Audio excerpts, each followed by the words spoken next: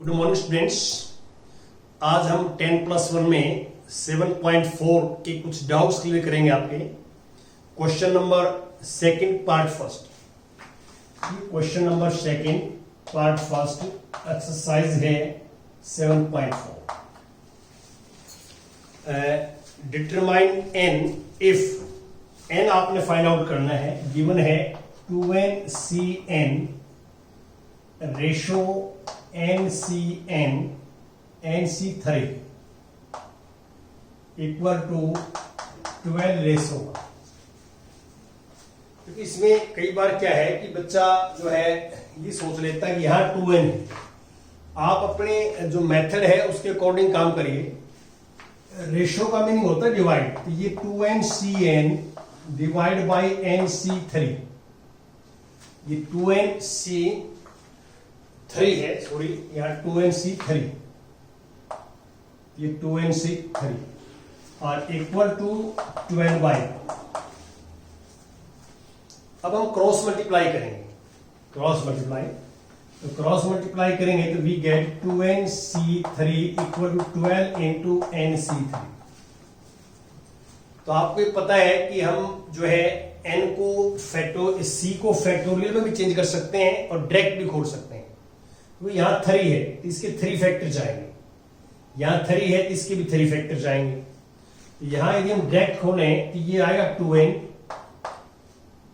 एक पावर और लेस हो जाएगी 2n माइनस 1 2n माइनस 2, ये 3 फैक्टर जाएंगे 1 2 3 और यहां 12 same into n minus 1 n minus 2 divide by 2। ये डायरेक्ट आपका तरीका है खोलने का। तरीका क्या होता है, सी कॉम्बिनेशन हो हमारे पास कॉम्बिनेशन, तो नीचे जो नंबर होता है उतने फैक्टर जाते हैं ऊपर के। जो सेम नंबर स्टार्ट करते हैं 1 लेस करते जाते हैं, तो 3 फैक्टर जाएंगे और नीचे फिर 1 2 3 मल्टीप्लाई में आप कर देंगे। तो अब हमारे पास ये आएगा 1 2 3 यहां भी था, इससे कैंसिल 1 2 3 से। और अब इसको सिंप्लीफाई करें तो मैंने क्या है कि 2 एक 2 यहां से कॉमन आ जाएगा, 2 यहां से कॉमन आ जाएगा, ये 2 कॉमन आएगा तो 4 हो जाएगा। ये n बचेगा, ये 2n माइनस 1 और ये n माइनस 1 इक्वल टू 12, ये n माइनस 1 n माइनस 2 ये रहेगा। अब यहां से हमें n निकालना है, सिंप्लीफाई करके n निकालना है। तो आप क्या करेंगे, इनको लेफ्ट में ले आएंगे, लेफ्ट में, और लेफ्ट में लेके और फैक्टर्स कर लेंगे। इसको लेफ्ट में लेके आएंगे तो फैक्टर आएंगे 4n n माइनस 1, ये कॉमन आ जाएगा। तो ये common 4n n minus 1 common, तो 2n माइनस 1 बचेगा यहाँ पे, और ये इस साइड में आगे 4 कॉमन आएगा 3 और n माइनस 2 इक्वल टू 0। मैंने क्या किया है कि पहले ये सारे मल्टीप्लाई में इसको लेफ्ट में लिया, ये माइनस का हो जाएगा, फिर इसमें से कॉमन ले लिया जो कॉमन आता है। तो अब इसको सिंप्लीफाई करें आप, तो 4n n माइनस 1 और 3 से मल्टीप्लाई करें 2n माइनस 1 माइनस 3 प्लस 6, और ये 4n n माइनस 1 ये minus n plus 5 equal to 0। Either first factor 0 तो n 0 आ गया, और सेकंड फैक्टर 0 n 1 आ गया, और n इक्वल टू 5। अब ये दोनों वैल्यू जो है रिजेक्ट हो जाएंगे। ये रिजेक्ट क्यों होगी, ये n 0 होगा 0, तो यहां नंबर छोटा हो जाएगा, ये बड़ा हो जाएगा। तो आपको पता है कि NCR डिफाइंड कब होता है, जब r less than equal to n तो हो सकता है, लेकिन r ग्रेटर देन n नहीं हो सकता। और इसमें 1 पे भी ऐसी पोजीशन है दोनों में, तो इसलिए ये रिजेक्ट हो जाएंगे, rejected, because r is greater than n। कारण ये है कि r ग्रेटर देन n है, तो दिस इज रिक्वायर्ड वैल्यू। ये हमारे पास जो है रिक्वायर्ड वैल्यू होगी जो हमें फाइंड आउट करनी है। ऐसे आपने सेकंड पार्ट निकालना है। अब क्वेश्चन नंबर 3 देखिए आप। Question number 3, how many codes can be drawn through 21 points on a circle. ये कहता है कि एक सर्कल है हमारे पास, सर्कल। देखो आपको पता है कि सर्कल्स के मान लो हम 2 पॉइंट लेते हैं ए बी, तो ए को बी से ज्वाइन करेंगे तो ए बी कोड है, और बी को ए से ज्वाइन करें बी ए कोड। तो यहाँ कोड ए बी और B A are same.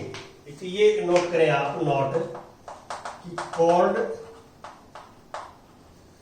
Codes A B and B A are same. Code एक ही है, नाम आप जो है ए बी और बी बोलने में डिफरेंस है, कोड तो सेम ही है। तो कोड सेम है तो ये फिर परमुटेशन नहीं माने जाएंगे, कॉम्बिनेशन में आएगा, एक ही, दो नहीं है, एक ही है।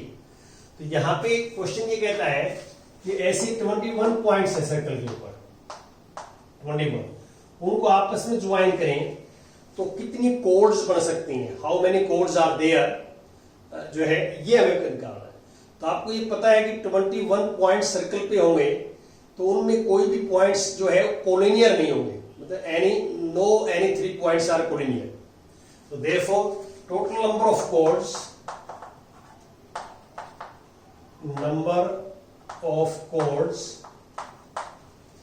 equal 21C2, सॉरी 2, क्योंकि 2 पॉइंट ज्वाइन करने से कोड बनती है, तो 21C2। अब नीचे 2 है तो इसके 2 फैक्टर जाएंगे, 20 अपॉन 1 into 2, ये 10, तो 210। यदि 21 पॉइंट सर्कल पे हैं तो 210 कोड्स बने। तो यहाँ पे मैंने इसलिए आपको ये क्वेश्चन लिया है कि आपको ये बात समझ में आनी चाहिए कि यहाँ मैंने कॉम्बिनेशन का फार्मूला क्यों लगाया है। यहाँ इसलिए लगाया कॉम्बिनेशन का फार्मूला कि ए बी और बी ए जो है आपको नाम डिफरेंट है, कोड सेम है। तो ए बी और बी ए डिफरेंट होते हैं ना, तो यहाँ परमुटेशन का फार्मूला लगता, लेकिन कोड एक ही है, नाम डिफरेंट रखने से कोई फर्क नहीं पड़ता उसमें। तो इसलिए जो है इसको कॉम्बिनेशन के फॉर्मूले से ही करेंगे आप। अब आपके पास आता है 7th क्वेश्चन, देखो आप एक्सरसाइज 7.4। 7th क्वेश्चन में क्या है, इन how many ways can one select A cricket team of 11 from 17 player in which only 5 players can बोल। देखिए हमारे पास टोटल जो सिस्टम है वो ये है कि 17 प्लेयर्स हैं और 17 में से 5 बॉलर्स हैं। देखो इन how many ways can one select A cricket team बनानी है। तो आपको मैंने बताया कि टीम की बात हो या कमेटी की बात हो तो वहां कॉम्बिनेशन का फार्मूला लगता है। तो एक तो ये कॉम्बिनेशन का फार्मूला लगेगा, फ्रॉम 11 प्लेयर हमें चाहिए, 11 प्लेयर चाहिए, 17 प्लेयर्स हैं, 17 में टोटल देखो टोटल 17 प्लेयर्स हैं, 17 में 5 बॉलर्स हैं, 5 जो हैं वो बॉलर्स हैं और 12 अदर्स हैं, बैट्समैन भी कह सकते हैं, ऑलराउंडर भी कह सकते हैं, अदर्स जो है 5 बॉलर्स एंड 12 अदर्स। 11 में कम से कम 4 बॉलर होने चाहिए, ये कहता है। जो 11 की टीम बनाएंगे आप उनमें 4 बॉलर सेलेक्ट करने हैं। तो 4 बॉलर तो आउट ऑफ 5 हो गए, टोटल 11 चाहिए। 7 प्लेयर की कहां से आएंगे, 12 में से आएंगे। तो आप इसमें लिखोगे आप कि number of ways, total number of ways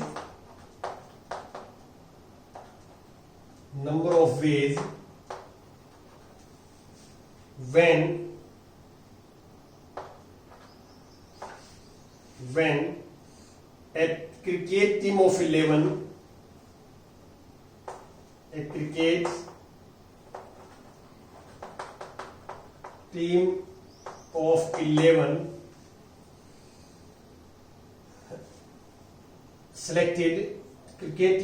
are selected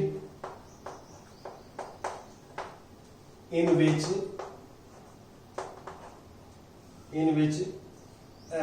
exactly 4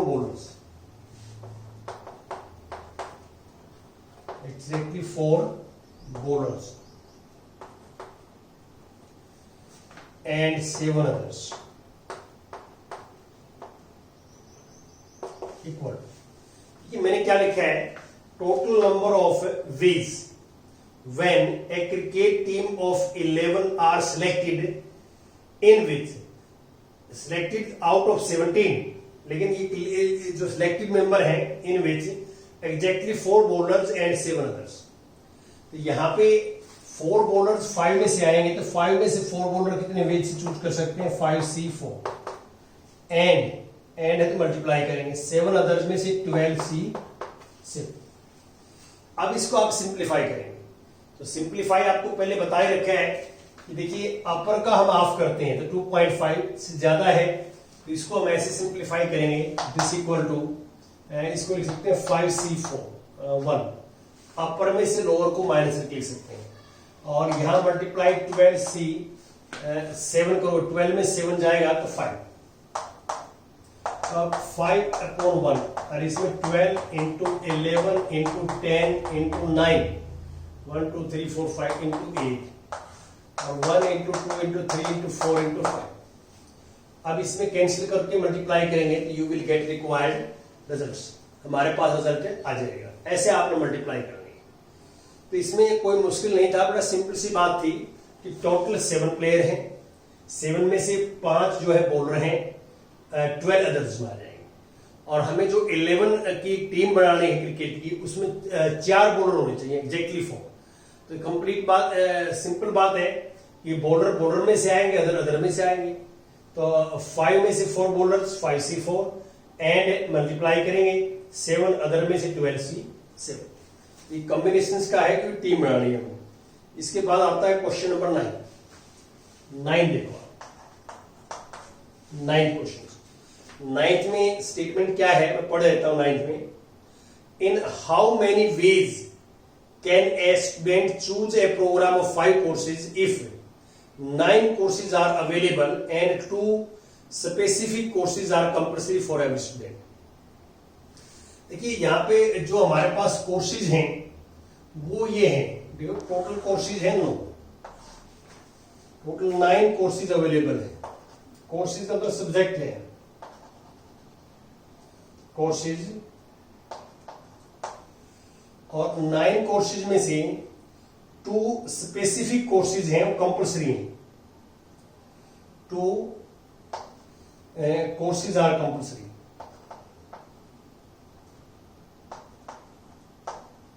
are compulsory.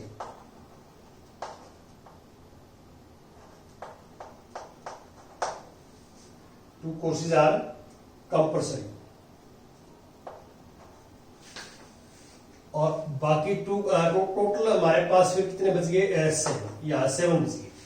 Total 9 थे, 9 में से 2 कंपल्सरी सब्जेक्ट हैं और 7 जो है रिमेनिंग है सब्जेक्ट, और टोटल हमने 5 कोर्सेज लेने स्टूडेंट में। कितने वेज से चूज कर सकता है? तो student can choose number of ways when a student can choose 5 courses, choose 5 courses, 5 courses out of 9 courses and 2 specific courses, 2 specific courses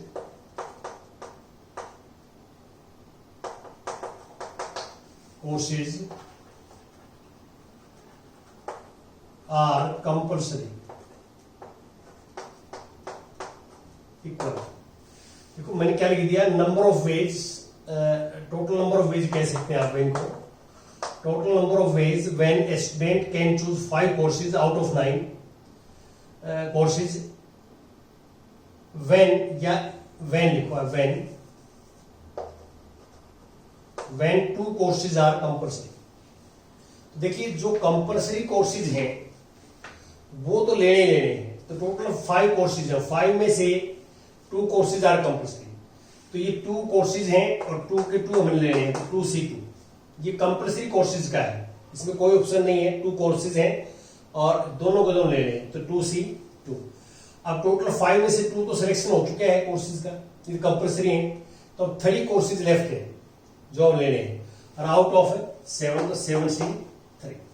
देखिए टोटल 5 चाहिए, 2 कंपल्सरी हैं, 3 और चाहिए, तो 2 + 3 5, और टोटल कितने 2 + 7 9, तो 9 में से 5 लेना है।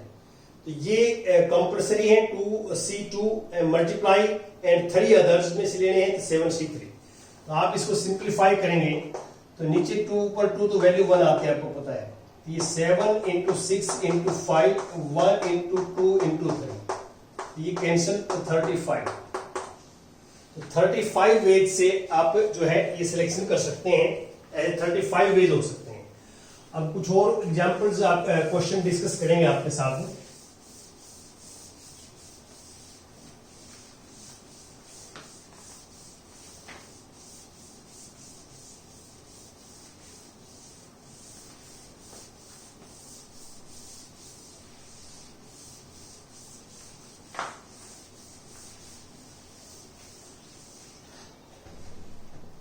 हाँ जी, इसके बाद आता है मिसलेनियस एक्सरसाइज ऑन चैप्टर 7। इसके मैं कुछ क्वेश्चन डिस्कस करूंगा आपके साथ। जैसे क्वेश्चन नंबर सेकंड है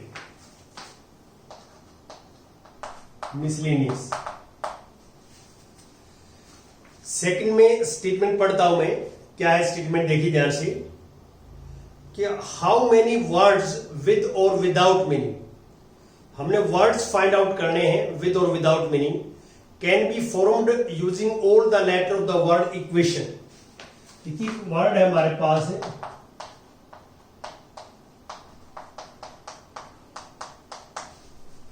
इक्वेशन, ये वर्ड है, और at a time so that vowels and consonant occur together. तो हमने ऐसे परमुटेशन या ऐसे वर्ड चाहिए जिसमें वोवेल्स और कॉन्सोनेंट्स हमेशा इकट्ठे आए। तो हम क्या करेंगे, इससे पहले इसकी इंट्रोडक्शंस की बात करते हैं इस वर्ड्स की, कि द गिवन वर्ड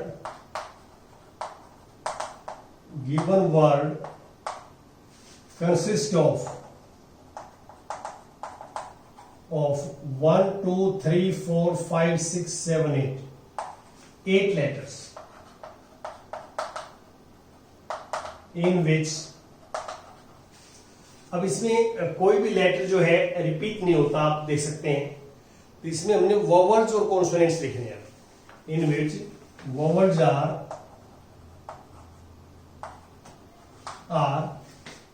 ए, ये आ गया ई आई ओ यू, ये वोवेल्स हैं इसमें, और कॉन्सोनेंट्स आर, ई आ चुके क्यू, यू आ चुके एच के टी, आई आ चुके एन। ये है the given words consist of 8 letter in which vowels are this and consonant are this respectively. अब हम क्या करेंगे, एक वर्ड्स में ऐसा लिखता हूं जिसमें सारे वोवेल्स इकट्ठे हैं, सारे कॉन्सोनेंट्स इकट्ठे हैं, ए ई आई ओ यू, ये सारे वोवेल्स इकट्ठे हैं, और क्यू टी एन ये कॉन्सोनेंट इकट्ठे हैं। तो ये कहता है कि ये वोवेल्स इकट्ठे रहें और कॉन्सोनेंट्स इकट्ठे रहें, ये एक वर्ड माना जाए कंप्लीट। तो ऐसे कितने परमुटेशंस हो सकते हैं, कितने वर्ड्स हो सकते हैं? तो टोटल रिक्वायर्ड परमुटेशन या वर्ड्स, तो रिक्वायर्ड वर्ड का मीनिंग क्या है कि हम वो वर्ड्स फाइंड आउट करना चाहते हैं विद और विदाउट मीनिंग, जिसमें all vowels occur together and all words and all consonants occur together, इकट्ठे आए। रिक्वायर्ड का मीनिंग क्या है कि अकॉर्डिंग टू द स्टेटमेंट जो हमें रिक्वायरमेंट है वो उसको निकालने हैं। तो अब देखिए मैंने आपको ये बता रखा है कि कोई भी चीज इकट्ठी आने की बात आती है ना, कि ये इकट्ठे आए, तो उसको हम एज ए 1 लेटर सपोज करते हैं। अब ये पांचों इकट्ठे रहेंगे तो इसको एक 1 मानेंगे, और इसको सेकंड मानेंगे, तीनों इकट्ठे रहेंगे। तो ये 1 लेटर एंड ये 2 लेटर्स, तो 2 लेटर्स हैं, तो 2 लेटर्स की अरेंजमेंट करोगे तो फैक्टोरियल 2, या 2p2, क्योंकि इसमें डिफरेंट है 2p2। अब ये जो है, ये जो परमुटेशंस हैं या वर्ड्स हैं, ये बता रहे हैं हमारे को कि ऑल जो है vowels occur together and all consonants are together. अब मुझे बताइए कि जैसे ये मान लो एक वर्ड लिखा हुआ आपके सामने, अब यदि मैं ए और ई इंटरचेंज कर देता हूं, ई ए की जगह आ जाएगा, ए ई की जगह आ जाएगा, तो वोवेल्स इकट्ठे रहेंगे और कॉन्सोनेंट्स भी क्या रहेंगे, इकट्ठे रहेंगे। तो क्या स्पेलिंग चेंज हो जाएगी? स्पेलिंग चेंज होगी या नहीं होगी? स्पेलिंग चेंज होगी। तो इसका मीनिंग क्या है कि वोवेल्स के साथ चेंज हो सकता है, कॉन्सोनेंट्स के साथ चेंज हो सकता है। तो इनकी आपस में चेंज है, 5 है तो 5 फैक्टोरियल, और ये 3 है तो 3 फैक्टोरियल, 3 है तो 3p3, क्योंकि इसमें कौन सा जो है वो रिपीट तो है नहीं, और we take all at time, तो आप इसमें ये कर सकते हैं। अब आप मल्टीप्लाई करेंगे, इसको 1 into 2 लिखेंगे, इसको 1 into 2 into 3 into 4 into 5 लिखेंगे, और इसको 1 into 2 into 3 लिखेंगे, और आप मल्टीप्लाई करेंगे तो you will get required results, हमारे पास रिजल्ट आ जाएगा। क्योंकि इसमें मैं थोड़ा सा और आपको इसमें एक्सप्लेन करूं, आपको इस बात का बिल्कुल जो है समझ में आना चाहिए कि जो बताना चाह रहा हूं आपको, कि इसमें जो वोवेल्स हैं वो सारे मैंने इकट्ठे लिखे, और जो कॉन्सोनेंट्स है वो इकट्ठे लिखे। ये एक वर्ड लिखा मैंने जिसमें vowels and consonants occur together.